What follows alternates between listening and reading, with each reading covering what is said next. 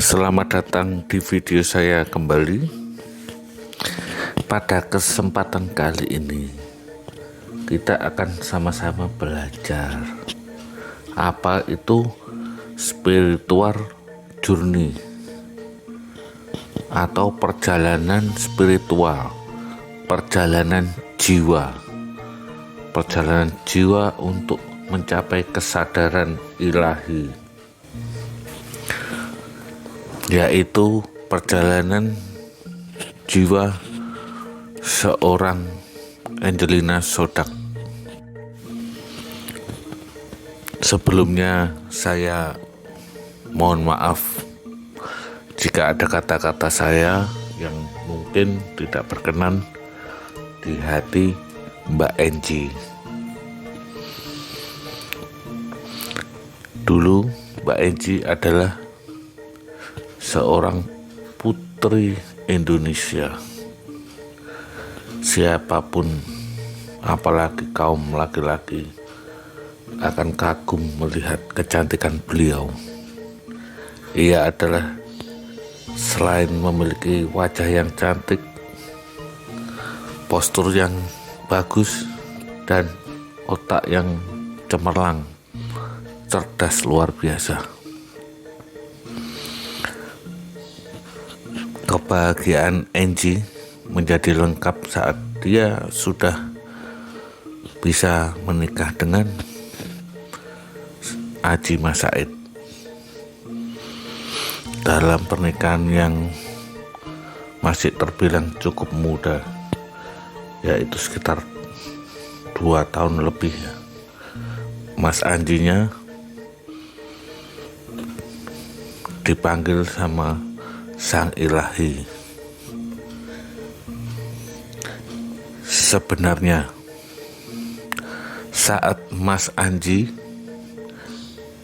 dipanggil Sang Ilahi,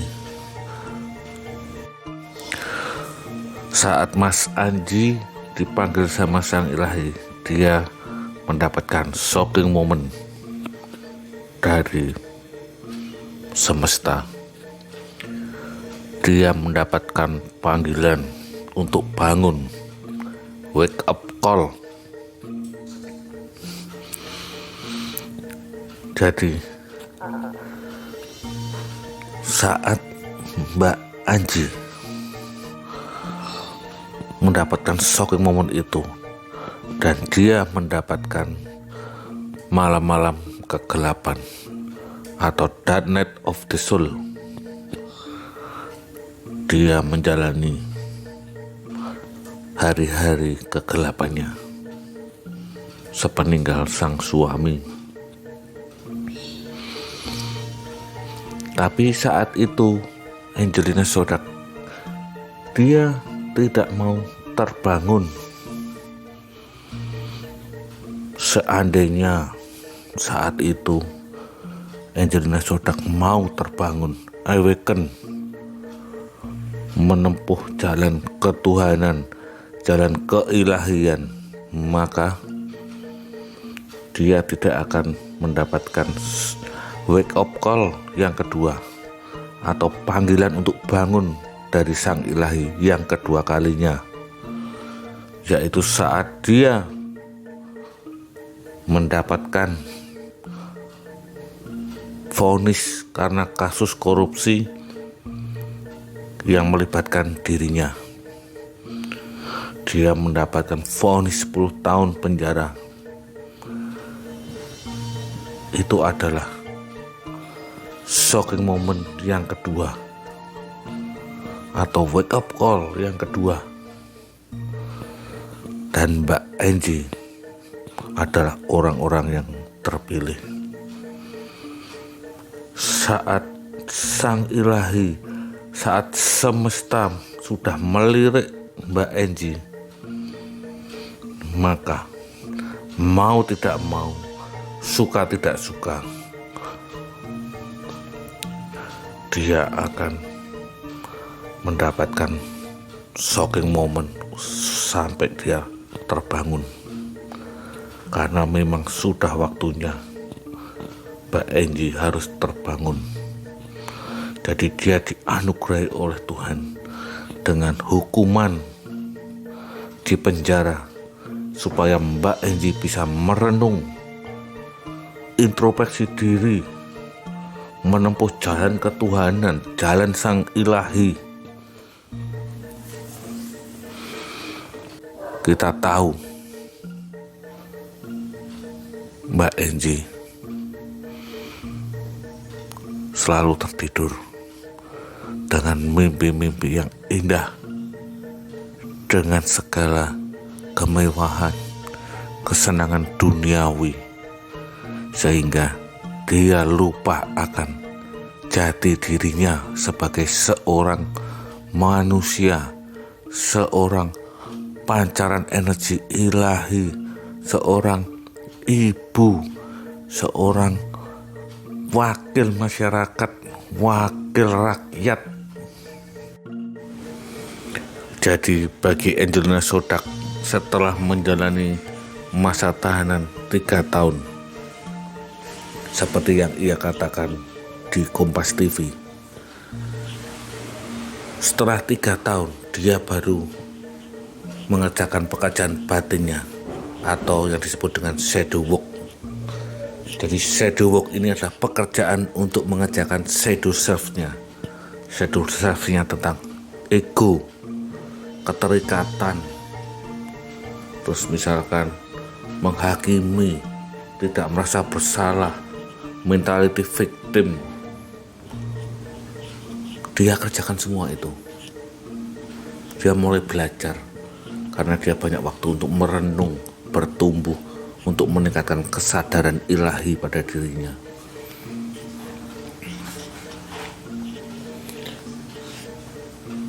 Jadi apa itu pentingnya shadow work? Shadow work itu akan membuat diri kita menjadi lebih baik, menjadi manusia baru. Andai kata saat wake up call pertama Mbak Enji bisa melakukan shadow work, maka wake up call kedua dia tidak akan jatuh, tidak akan terpuruk, tidak akan melakukan perbuatan yang jauh dari sisi ketuhanan, sisi kebaikan yang bertentangan dengan alam semesta dan kehendak Sang Ilahi. Mbak Enji sudah menjadi orang yang berbeda. Dia sudah dead ego, mengakui kesalahannya, tidak mencari kambing hitam, ikhlas menjalani hukumannya,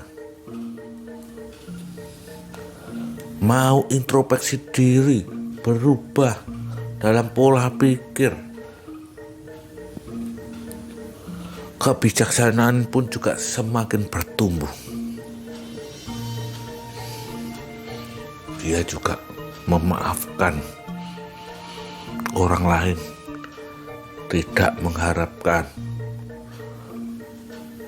sesuatu dari orang lain lagi, tidak mengharapkan pengakuan, tidak mengharapkan belas kasih, tetapi dia selalu berusaha meningkatkan vibrasi yang ada dalam dirinya. Semoga Angelina Sondakh bisa mencapai apa itu kesadaran murni, kesadaran ilahi dalam perjalanannya,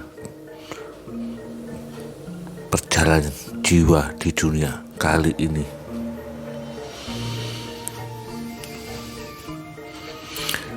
Semua itu memang butuh proses.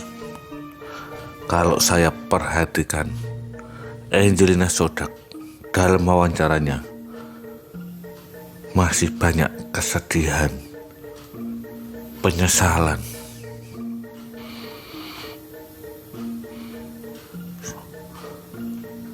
Dia menyesal, bersedih akan perbuatan yang telah dia lakukan, yang menjerumuskan dirinya, dan ketidakmampuan dia untuk berkata tidak.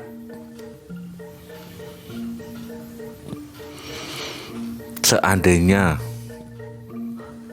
pada saat itu, pada saat sebelum korupsi, Mbak Enji sudah memiliki kesadaran, maka ia akan berani berkata tidak.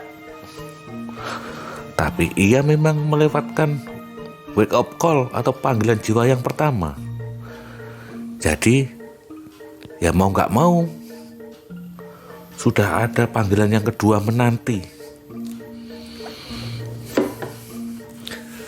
Tapi dengan tangisan Mbak Enji yang tulus, dengan tangisan yang dari lubuk hatinya yang terdalam, dia masih menandakan kalau dia belum memaafkan dirinya. Dia bisa memaafkan orang lain, tapi dia belum memaafkan dirinya. Perlu kita ketahui bahwa saat kita berbuat kesalahan,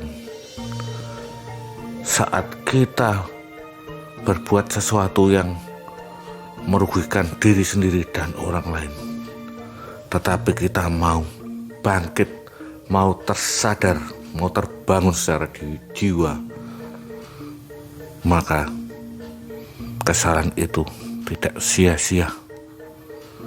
Kesalahan itu adalah suatu proses pendewasaan diri, proses kita mencapai kesadaran ilahi. Jadi memang Mbak Angelina Sodak sudah bagus, tidak menyalahkan orang lain, tidak mencari kambing hitam, tetapi dia menyalahkan diri sendiri. Tetapi Mbak Enji belum menguasai apa itu namanya self-love, yaitu mencintai diri sendiri sepenuhnya, seutuhnya. Semua ada tentang pembelajaran dan pendewasaan.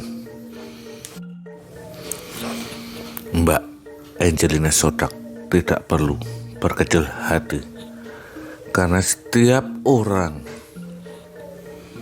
pasti menjalani anugerah Tuhan yang terindah itu, yaitu wake up call.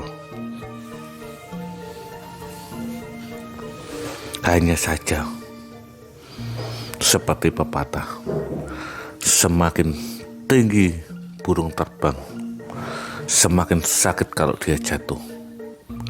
Mbak Enji sudah berada di puncak kehidupan di dunia, dengan kecantikan, dengan kecerdasan, dengan suami yang tampan, suami yang baik, anak.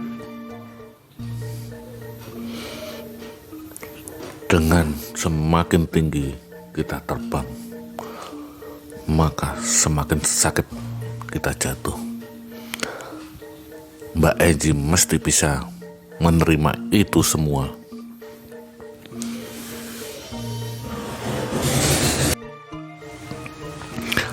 Jadi kenapa saya bisa berbicara tentang spiritual journey?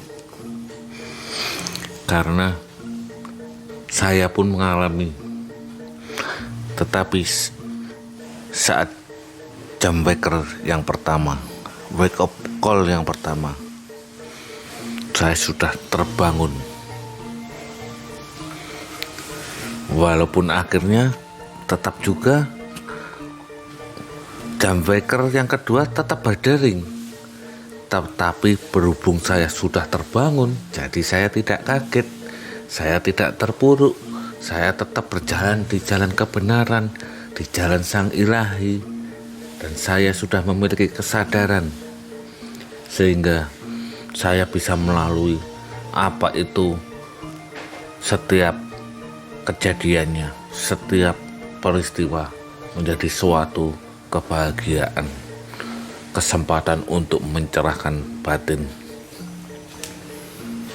Saya juga meminta maaf kepada Mbak Enji, tapi saya tahu